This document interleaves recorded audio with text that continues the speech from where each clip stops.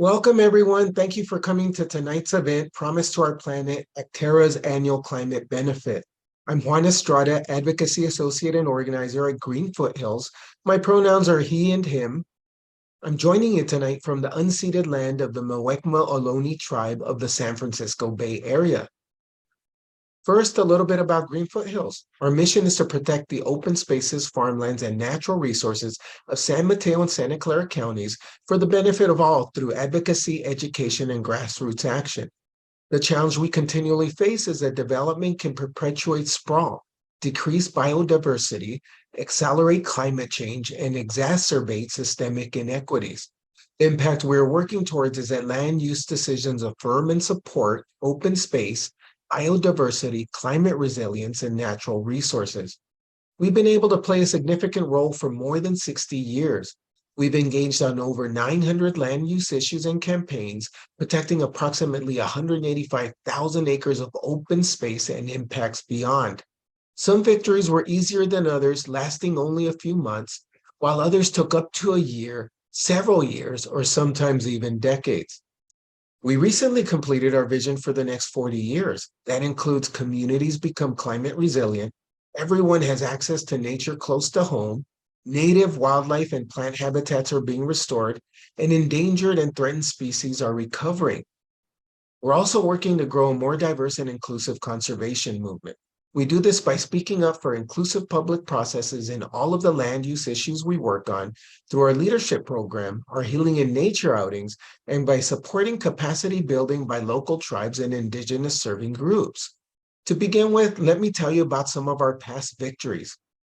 You'll recognize a few of our key impacts, including all of the protected hillside and watershed habitat around 280.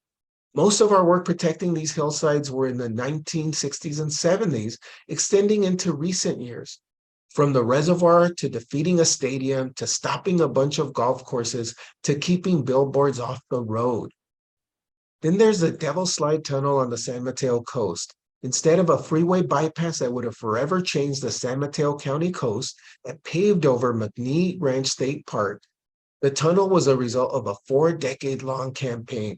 That's right, 4 decades. Ballot measure in 1996 won by a landslide 74% of the vote, and the tunnel was completed in 2013. Another example of our advocacy work is advocating for the Bay.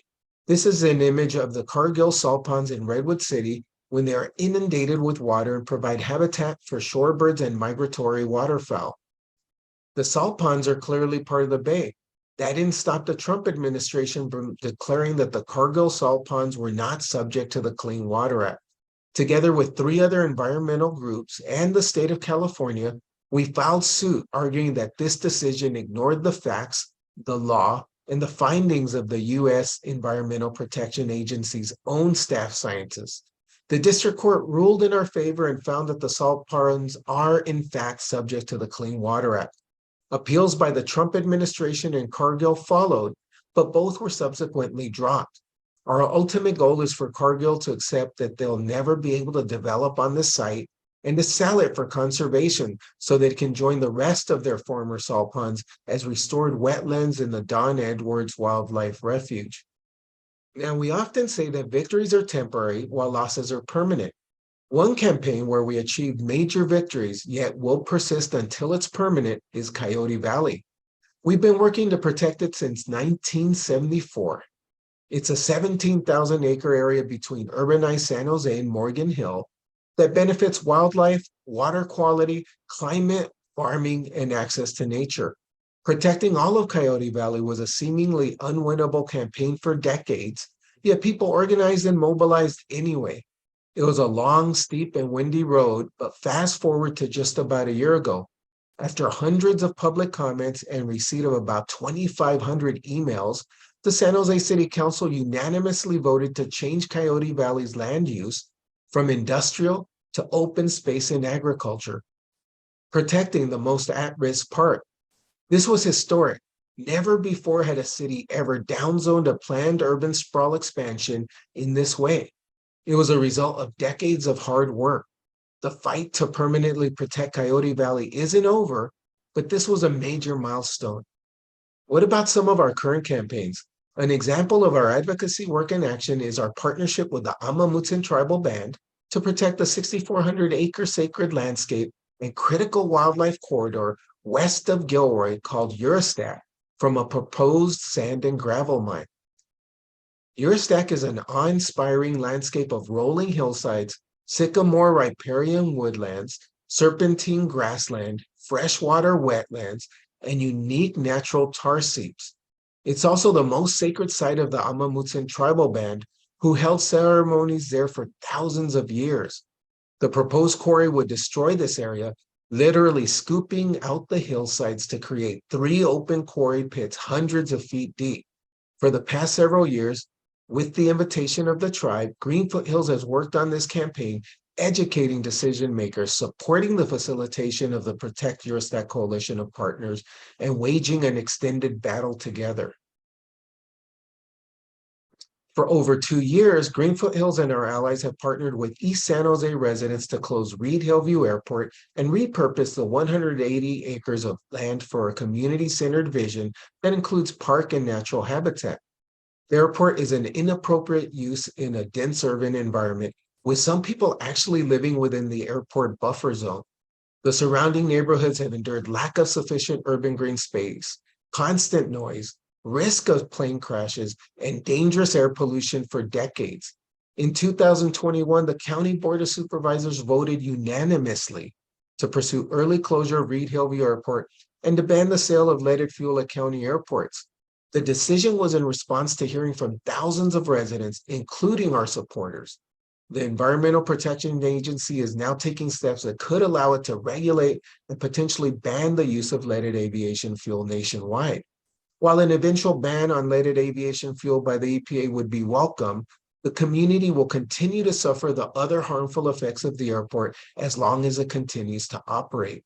In addition to protecting public health, the closure of Reed Hillview Airport represents a once-in-a-generation opportunity to create new urban green space in a park-deficient urban area.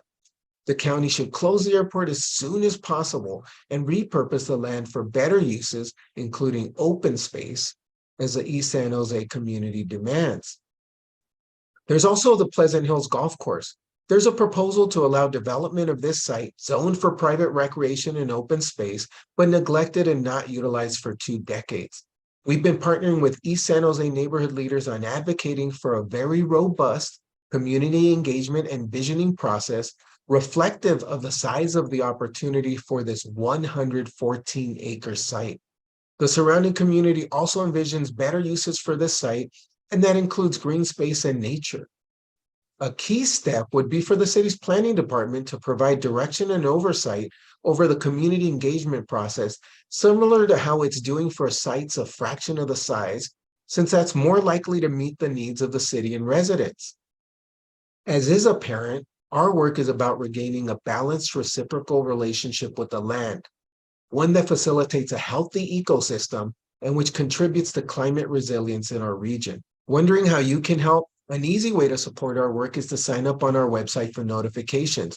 We'll periodically send you information like links to email forms you can use to automatically tell decision makers to make the right decision. You'll also receive invitations to our leadership program for 2024 and to come to our healing and nature outings. Need more information? Sign up and you'll automatically get it. Thank you for being a part of our community.